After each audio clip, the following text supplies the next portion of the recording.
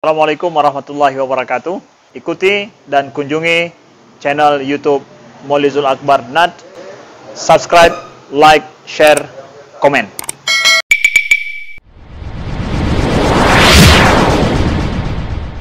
Baik, kita akan sambung.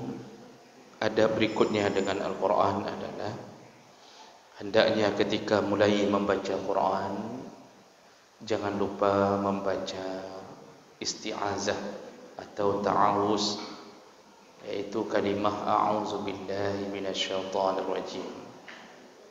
Ini yang Allah katakan dalam Al-Quran, fa iza qara'tal Quran fasta'iz billahi minasyaitonir rajim. Kalau engkau ingin membaca Al-Quran, maka bacalah atau berlindunglah dari syaitan, yaitu dengan cara membaca a'udzu billahi minasyaitonir rajim. Sedangkan bismillah ini disunnahkan ketika memulai membaca Quran dari awal surat. Ini yang tidak ada khilaf. Artinya kalau mulai membaca Al-Quran dari awal surat, maka sunnah hukumnya menambahi dengan bismillah. Nah, bagaimana kalau seandainya kita membacanya dari tengah surat? Kalau dari awal surat, itu memang Nabi yang membiasakan. Dalam salah satu hadis,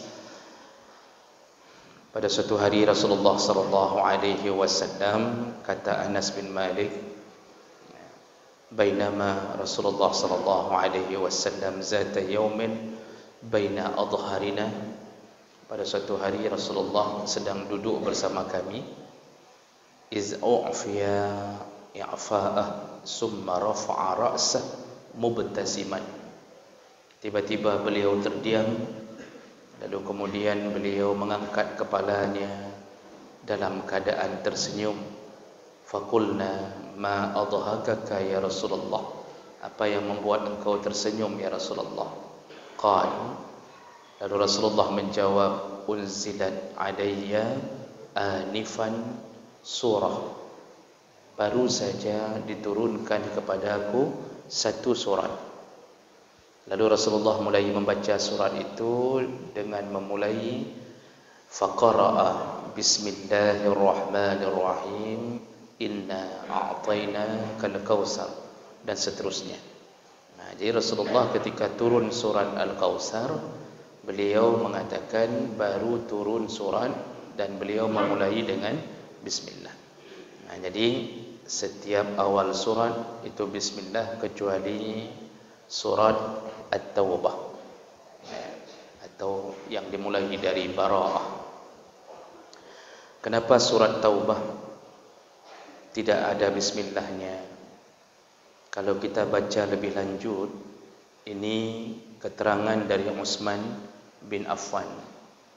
Utsman bin Affan ketika mengumpulkan semua mushaf dibakar, lalu kemudian dibuatlah satu mushaf Utsmani, dan beliau kemudian setelah surat Al-Anfal beliau menyuruh tulis surat At-Taubah, suruh letakkan surat At-Taubah tanpa bismillah. Sahabat bertanya, wahai Utsman, kenapa engkau tidak mencantumkan bismillah di awal surat Taubah? Ini riwayat hadis atau asar. Utsman bin Affan menjawab, aku teringat bahwa Rasulullah sallallahu alaihi wasallam ketika turun surat Al-Anfal, beliau menyambung dengan surat At-Taubah, dan aku mengira bahwa itu satu surat. Jadi bersambungan Anfal dengan Taubah. Makanya dianggap seperti bersambungan, sehingga tidak surat Al-Anfal seakan-akan dianggap belum habis, namun pembicaraannya sudah berbeda. Maka dipisahkanlah nama surat, namun seakan-akan surat itu satu. Maka tidak ada bismillah sebagai pemisah antara Al-Anfal dengan At-Taubah. Namun ada riwayat yang lain. Sebahagian ulama dalam kitab Zadul Ma'asir disebutkan, ada juga yang berpendapat surat At-Taubah itu disebut dengan surat tafdihah, yaitu surat untuk menghinakan, surat untuk memulai peperangan dengan kaum musyrikin.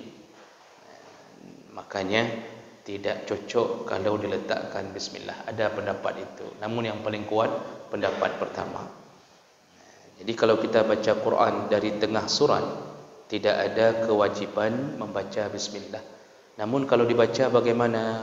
Imam Ahmad bin Hanbal ketika ditanya itu, beliau menjawab, fala ba'sa bih, tidak mengapa kalau ingin membacanya.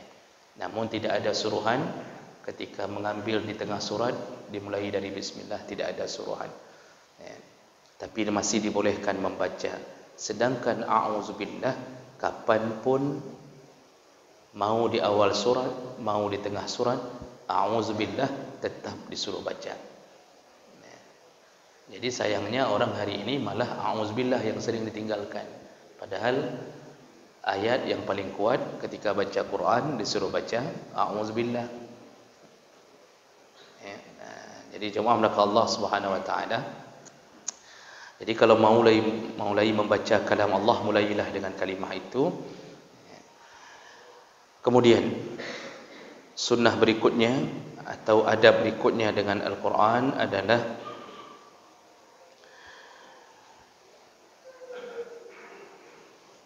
istihbab tartil Quran wa karahiyatus sur'ah al-mufarratah fit tilawah. Disunnahkan kalau mulai baca Quran, bacalah dengan tartil dan jangan baca dengan terlalu cepat. Jangan baca dengan terlalu cepat. Tidak disukai orang yang membaca Quran dengan terlalu cepat. Oh, bagi mereka yang menghafal Quran, ingin mengulang satu juz dalam 25 menit, itu tetap disuruh jaga aturan-aturan baca Quran. Jadi tidak boleh baca Quran seperti dukun baca. Jadi boom, itu baca Quran atau mau rajah orang itu.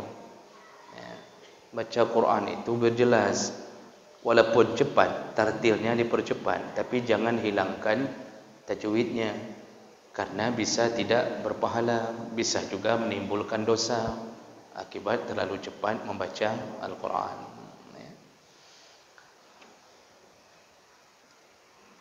Kemudian sunnah berikutnya adalah istihbab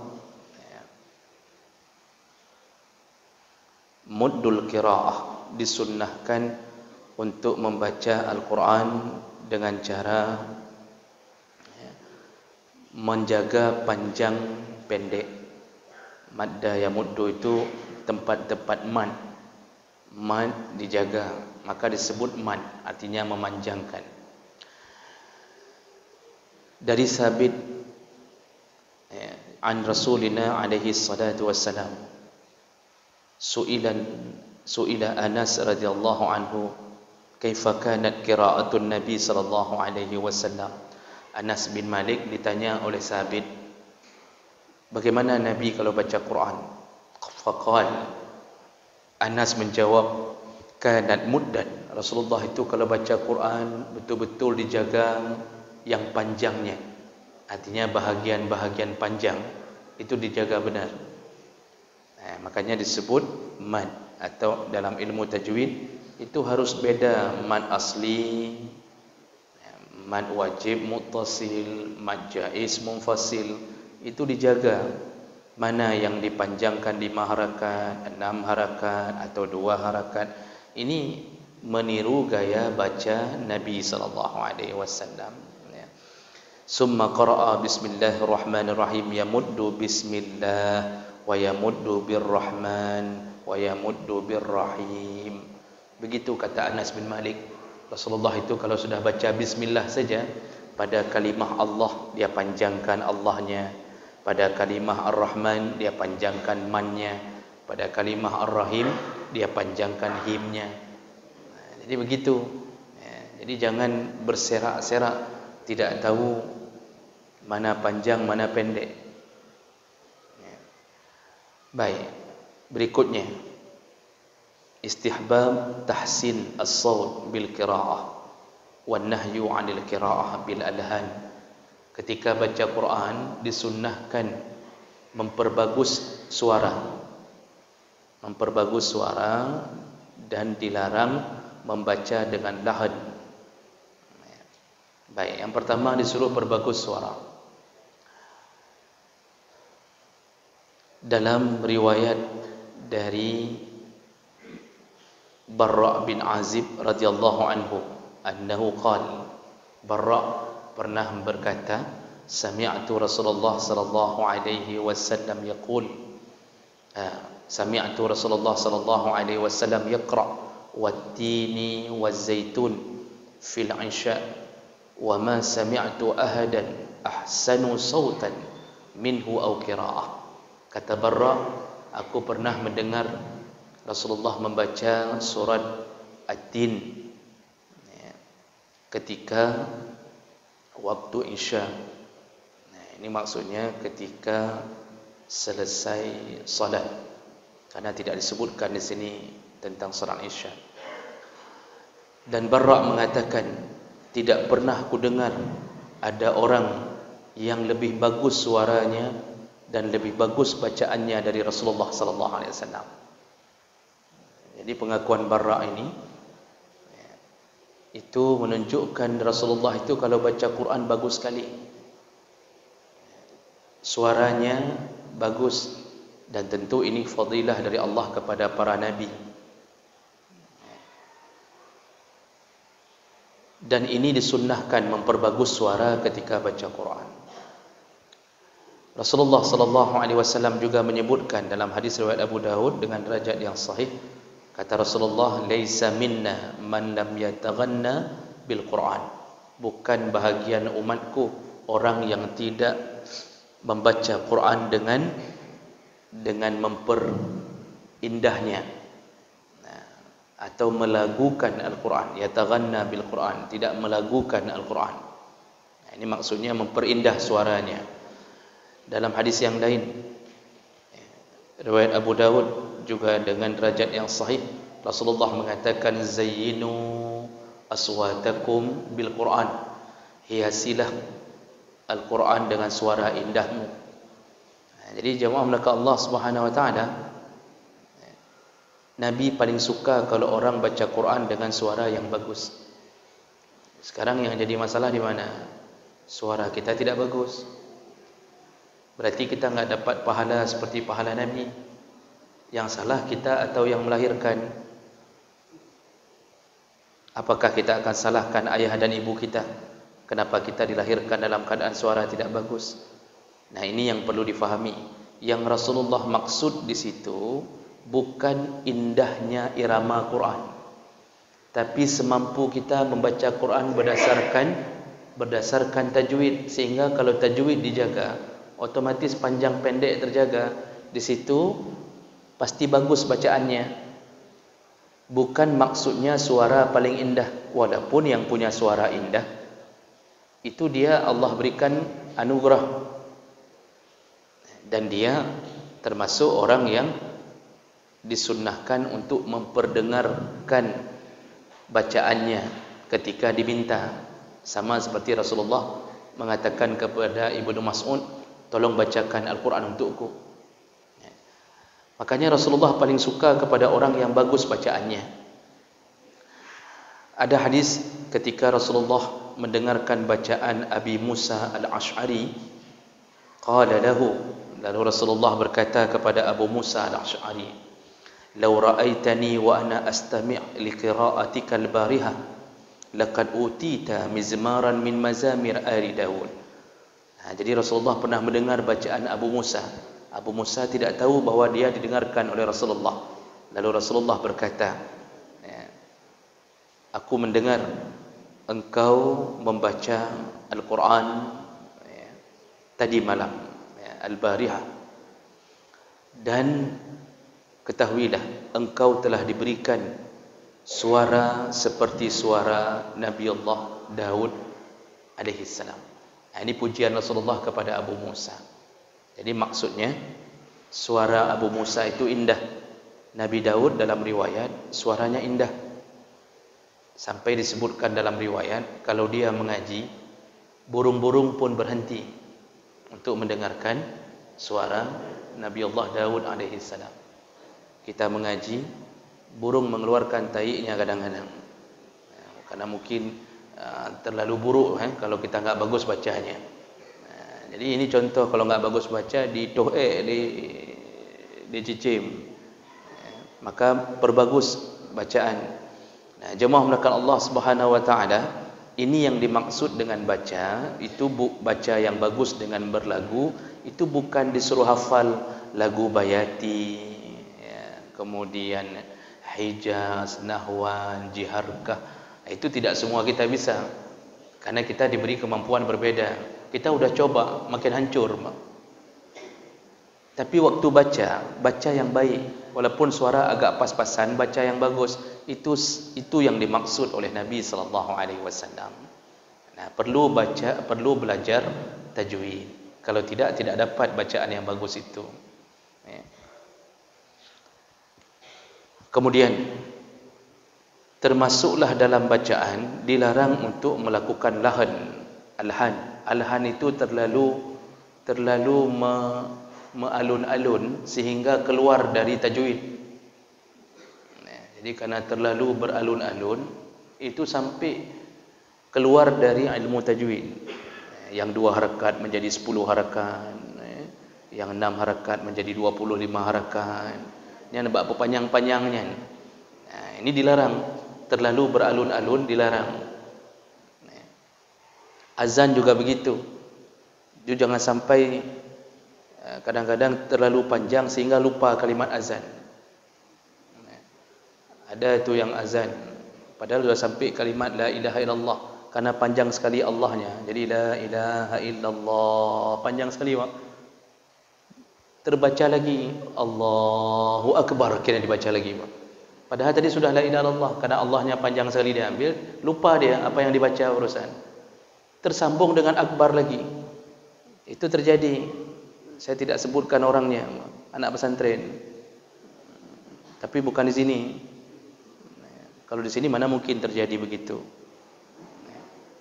Jadi jemaah melakukan Allah Subhanahu wa taala itu dilarang juga malun-alun sehingga keluar dari ilmu tajwid. Berikutnya al-buka 'inda tilawatil Quran wa sima'ihi, disunnahkan ketika membaca Quran berusahalah untuk menangis, baik membaca atau simak atau mendengarkannya. Karena Rasulullah sallallahu alaihi wasallam itu kalau mendengarkan Quran, beliau senantiasa menangis pada ayat-ayat yang beliau fahami sebagai tempat yang layak untuk menangis. Makanya ada hadis dari Abdullah bin Syukhair radhiyallahu anhu annahu qala ataitu an-nabi sallallahu alaihi wasallam wa huwa yusalli. Aku pada suatu hari ingin menemui Rasulullah dan ternyata beliau sedang salat. Wa li jawfihi azizun ka azizil marjan. Ku dengarkan suaranya tersendat-sendat. Suara Rasulullah itu tersendat-sendat seperti menahan tangisan. Yakni ia beki, ternyata beliau sedang menangis ketika membaca Quran. Lalu Rasulullah pun waktu dibacakan oleh Ibnu Mas'ud di hadapan beliau, jadi kata Rasulullah kepada Ibnu Mas'ud, "Iqra' alayya." Ibnu Mas'ud, bacalah Quran di hadapanku. Qultu ya Rasulullah, "Aqra' alayka al-Quran wa alayka unzal." Apakah aku harus membaca di hadapanmu padahal Quran itu diturunkan untukmu bukan untukku? Kata Rasulullah, "Na'am." Ya, bacalah, kata Rasulullah. Faqara'tu surat An-Nisa, lalu aku membaca surat An-Nisa hatta ataitu ala hazil ayah, lalu sampai pada ayat yang berbunyi fa kaifa iza ji'na bika min kull fa kaifa iza ji'na min kulli ummatin bisyahidin wa ji'na bika ala haula'i syahida. Jadi itu ayat itu menceritakan tentang hari kiamat. Rasulullah dihadirkan untuk menjadi saksi bagi umatnya. Di situ kemudian kata Rasulullah, hasbukal an, cukup. Kata Rasulullah, sudah cukup. Faltafattu ilaih, lalu aku menoleh kepadanya, fa iza ainahu tazrifan, dan kulihat air mata Rasulullah bercucuran. Jadi beliau membayangkan nabi-nabi lain menjadi saksi bagi umatnya, maka dia pun nanti akan menjadi saksi untuk menolong umatnya. Jadi dia membayangkan kalau umatnya masuk neraka itu menjadi kesedihan bagi beliau, maka beliau menangis, ya, mengingat akhirat nanti bagaimana keadaan umatnya. Begitu cintanya Rasulullah kepada umatnya. Belum kiamat beliau sudah terus-terusan menangis mengingat umat. Nah, jadi menangis itu bagus ketika baca Quran. Sedikit lagi, kemudian istihbab al-jahr bil Quran idza lam yatarattab alaihi mufsidah. Disunnahkan baca Quran dalam keadaan bersuara besar kalau tidak ada sesuatu yang menyebabkan terjadi kerusakan. Jadi maksudnya bersuara besar lebih disukai daripada bersuara kecil. Kenapa? Orang yang bersuara besar ketika mengaji itu bisa li'annahu yuqidu qalbal qari, dia bisa menyentuh hati. Orang yang baca Quran dengan suara besar bisa tersentuh hatinya. Wa yajma' hammahu ila al-fikr, dan fikirannya bisa lebih fokus ketika mendengar suaranya sendiri. Wa yusarrifu sam'ahu ilaih, dan dia bisa lebih detil mendengarkan apa yang dibaca. Wa li'annahu yatrudun naum, dan orang yang baca Quran dengan suara keras itu bisa mengusir rasa ngantuk. Wa yazidu fin nasyad, dan dia lebih bersemangat. Wa yuqidu ghairah min na'im ghafil, dan itu bisa memperingatkan orang-orang yang sedang lalai. Nah, jadi bersuara besar baca Quran itu bagus. Tapi kalau ada mafsadah, ada kerusakan, baru dikecilkan. Bagaimana mafsadah itu? Ketika hati sudah mulai diwaswas dengan perasaan riya. Nah, jadi kita mulai membesar-besarkan suara. Tadi agak kecil suara, begitu ada orang lewat, besar suara. Orang itu sudah keluar dari pintu, kecil lagi suara. Tunggu lagi orang, besar lagi. Ini sudah mulai masuk ke dunia riya. Di saat itu bagus kecilkan suara. Jangan didengarkan oleh orang ketika riya sedang menghampiri. Atau bisa menjadi kerusakan ketika membaca Quran di hadapan orang salat. Bisa mengganggu orang salat, itu dilarang. Rasulullah pernah memperingatkan sahabat yang sedang baca Quran, dan di dalam masjid Nabi ada yang sedang salat. Kata Rasulullah, kullukum tunaji rabbah, setiap kalian sedang memanggil, bermunajat kepada Tuhan, kepada Allah. Janganlah satu orang yang munajat mengganggu orang lain yang sedang bermunajat. Nah, jadi dilarang baca Quran kalau berhadapan dengan orang yang salat. Baca Quran aja dilarang, apalagi sampai bicara di samping orang salat. Makanya kenapa zikir itu lebih baik dibaca suara lirih? Karena di belakang sana ada orang yang sedang masbuk, dia sedang salat. Kita zikir kalau kita keraskan, orang yang masbuk itu bisa tidak konsen salatnya, bisa melaban-laban. Melaban-laban apa bahasa Indonesianya, Pak? Dia sedang baca alhamdulillahirabbil alamin, astaghfirullahal azim, alladzi la, itu kan bisa terjadi. Ya, kenapa? Dia bingung, suaranya masuk semua ke dalam bacaan dia. Makanya orang hari ini kesannya tidak peduli dengan orang masbuk, makan lebih hebat lagi menyalah-nyalahkan orang masbuk. Waktu kita nasihati, ya, bagusnya suara lirih zikir. Tapi begitu kita nasihati, dia mengatakan apa? Salah orang masbuk. Siapa suruh masbuk? Mana ada salah kami? Orang masbuk itu melakukan salat wajib. Kita sedang melakukan perkara sunnah. Maka sunnah tidak boleh mengalahkan yang wajib. Ya. Selain daripada itu bisa menyebabkan dosa, yaitu mengganggu orang yang sedang salat. Ya. Jadi jawab mereka Allah, Quran jangan dibaca dengan suara besar kalau terjadi mafsadah, yaitu kerusakan. Baik. Kemudian minas sunnah al-imsak anil qiraah inda ghulbatin nu'as. Jam berapa azan? Berapa menit lagi? 13 menit lagi. Baik, sedikit lagi. Ya. Sunnah berikutnya yaitu kalau sedang mengantuk atau tiba-tiba diserang kantuk, maka berhentilah dulu baca Quran.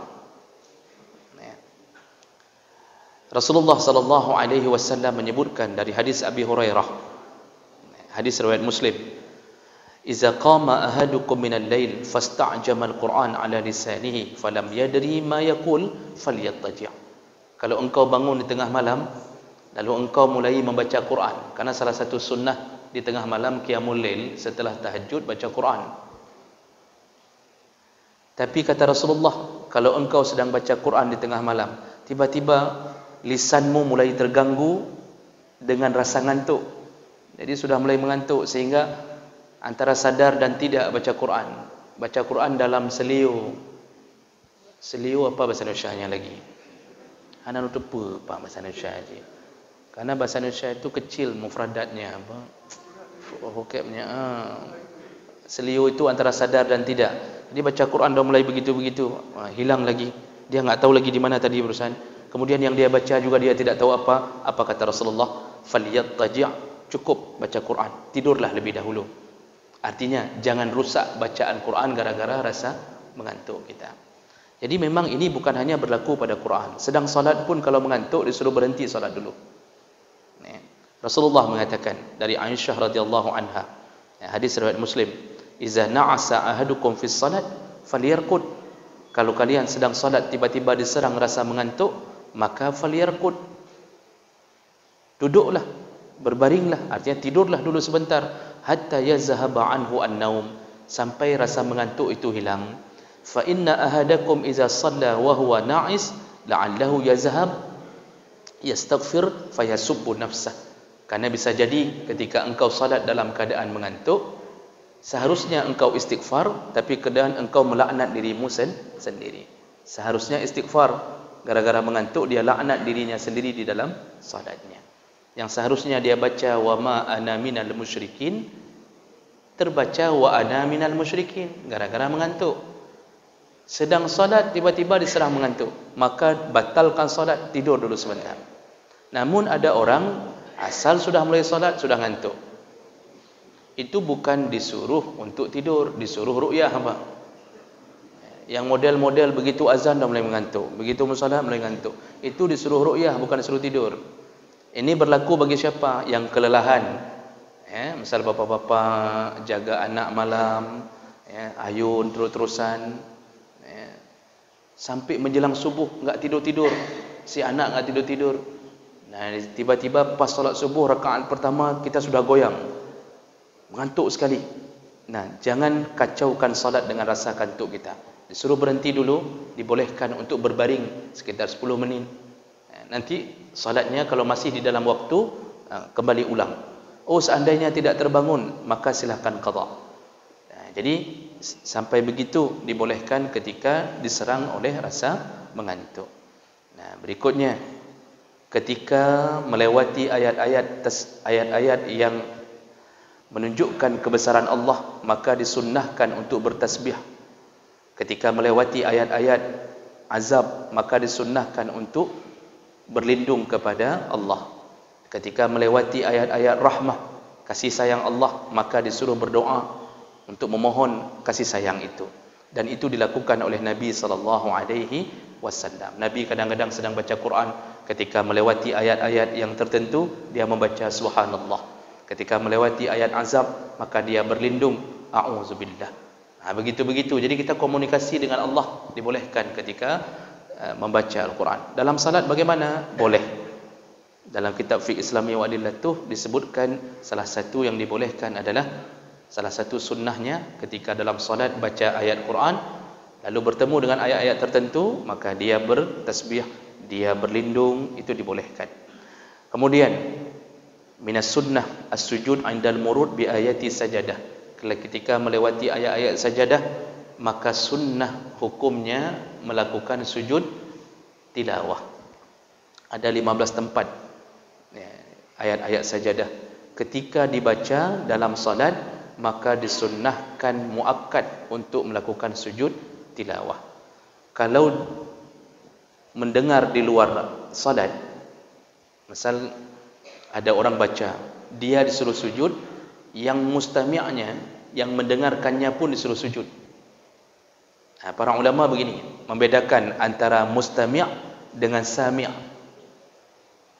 Ini kita baca Quran di luar salat, lewat ayat sajadah, yang baca sujud, sunnah sujud. Yang mendengar juga sunnah sujud. Nah, mendengar itu ukurannya yang disuruh sunnah sujud siapa? Dibedakan antara mustami' dengan sami'. Yang disebut mustami' adalah huwallazi yansutu lisyai', yaitu orang yang betul-betul dari tadi diam untuk mendengarkan bacaan itu. Dia disuruh sujud juga. Pahalanya sama dengan orang yang membaca. Tapi sami' itu yang numpang lewat, terdengar sekilas. Ini ada orang mau sujud tilawah. Kita tadi pas mau lewat, terdengar dia baca. Tapi tadi kita enggak konsen, cuma numpang lewat. Ini tidak disuruh untuk bersujud. Tapi yang tadi dengar bagus, dia ikut bersujud. Dan ini berdasarkan hadis Nabi SAW dari Ibnu Umar, ketika Rasulullah pernah membaca ayat sajadah, Rasulullah bersujud, kami pun semua yang mendengar ikut bersujud. Jadi apakah sujud tilawah ini diharuskan bersuci?